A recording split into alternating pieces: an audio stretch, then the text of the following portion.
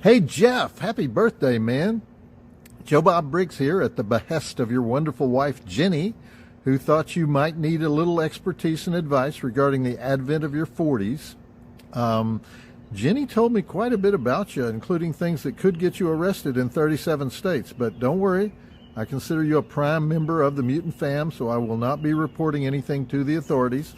But one thing she told me is that you watch Ice Cream Man every Saturday and Creepshow 2 every Sunday. Jeff, that's weird. That's strange. That's impressively off the scale of horror depravity, so you should be proud. At any rate, it's obvious that you're a regular in the audience for my little shows. God bless you for that.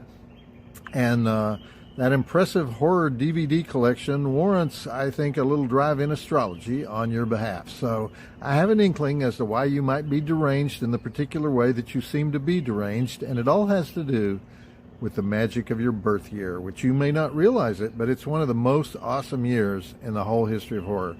You should consider having a 1983 marathon on your birthday one of these years.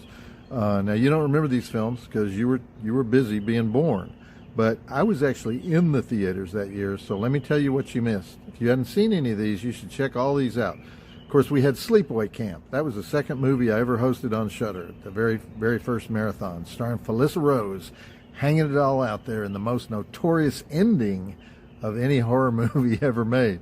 And by the way, while I'm talking to you, we're having the 40-year reunion of the cast and crew of Sleepaway Camp on the final night of this year's Joe Bob Jamboree at the West Wind Las Vegas Drive-In in October. But also, in 1983, we had Videodrome. Remember that? Weird Beard classic David Cronenberg movie. Not one of my favorites, but it had James Woods in it. It had Debbie Harry. We had Chained Heat, one of the best women in cages movies ever made, with Linda Blair and Sybil Danning in the same cast. We had two great Stephen King movies, Christine and Cujo. Cujo is the more popular one, but I disagree with that. I think we should reassess that. I think it should be the opposite. Remember that Bad to the Bone title sequence in Christine? Plus, how many times do you have a John Carpenter directing a Stephen King story? I know it happened again later, but, still.